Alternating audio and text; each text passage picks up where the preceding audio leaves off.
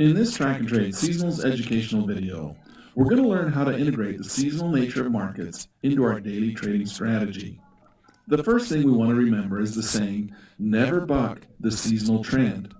Determining the overall trend of a market is key to our trading. We always want to be aware of the trend, not only the short-term trend, but the long-term trend as well as the seasonal trend.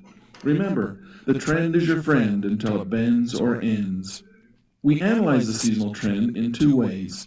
The long-term trend, 5, 10, or 15-year average, which is displayed in the lower indicator window, and the short-term price averages, 3 to 5 years, or even shorter, which we lay directly over the chart. Notice in this example, we're looking at the seasonal price averages, laid directly over the top of our current price chart. The seasonal nature of markets can be determined on a long-term basis or a short-term basis. But of course, the more data and the more recent the data, the more reliable our data model. The most recent data is the most important, and that's why we'll oftentimes weight the averages toward the more recent years. Let's take a look at several examples of historical price averages predicting future price action within several different individual commodities. Notice how current market prices correspond to the seasonal indicator, and how market prices seem to follow the seasonal trend, which is projected out into the future. For example, on this chart, I have my averages set to 1 and 3. By setting the first moving average to 1, all I'm doing is asking Track and Trade to simply display last year's prices over this year's chart. I like this view, since it shows me the difference between this year and last year. I then set my other line to calculate the 3-year price average, which provides a more general trend of price over the past 3 years. I can use these two lines to help me make a determination of where prices might be headed next. If we then slide down to take a look at the lower window, we see that the long-term historical trend indicator is displaying strong peaks and valleys. It's these price extremes that we want to watch for and possibly trade.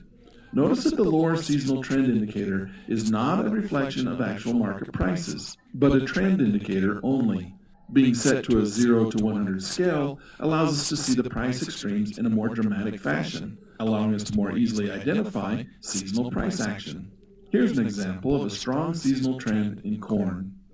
Here's an example of a strong seasonal trend in gold. And here's an example of a strong seasonal trend in wheat. Again, it's not only traditional commodities that reveal seasonal trends. Other markets have factors that cause seasonal price cycle extremes at the same time each year as well.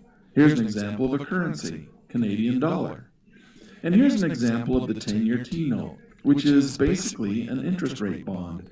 It too has experienced a very strong historical seasonal cycle and trend. You'll very often see current market prices follow these historical price averages almost like a train on rails. Now, we all know that past price performance is not necessarily indicative of what prices might do today, but in my experience, it gives us a great window into what we can expect, so long as we're experiencing what we call a normal year. A normal year is a year where we're not experiencing any unforeseen outside forces that might change the seasonal trend. Things seem normal from the perspective of the current market.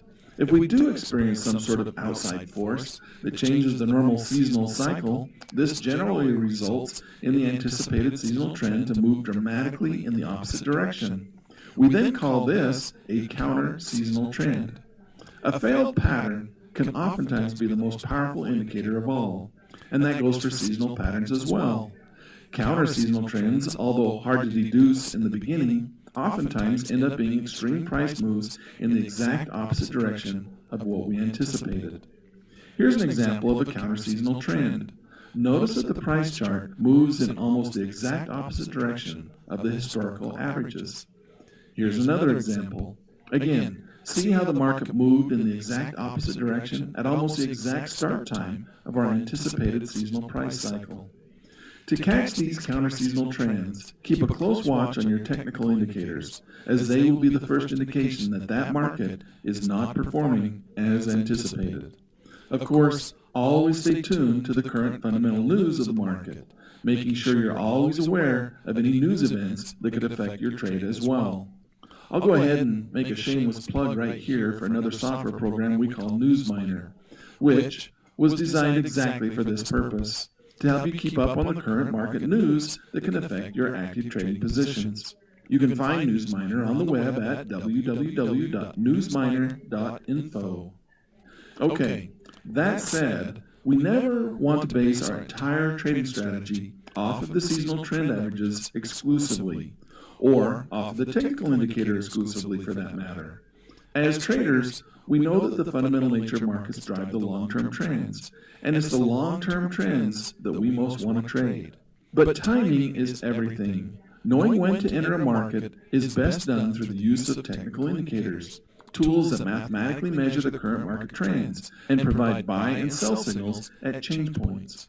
It's when we use these two tools, technical and fundamental, one in combination with the other, that we get what I like to call the 1-2-3 knockout punch. How we do this is we find a market that has experienced a high number of price extremes at the same time each year, or close to it, for a number of years on end. The more the better. This is best done through the use of Gecko Software's TradeMiner software, or by simply watching the seasonal price chart within Track and Trade.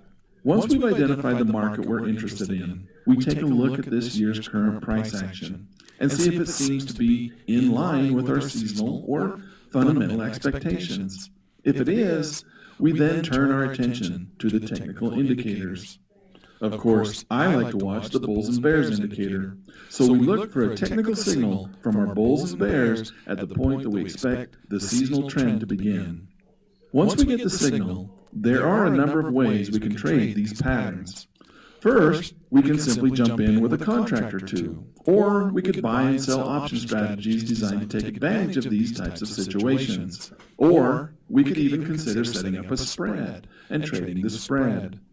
Many traders will use this as a trend indicator for day trading, only taking positions in the direction of the overall, longer-term, newly established seasonal trend. However you choose to trade the seasonal trend, always remember, the trend is your friend until it bends or ends.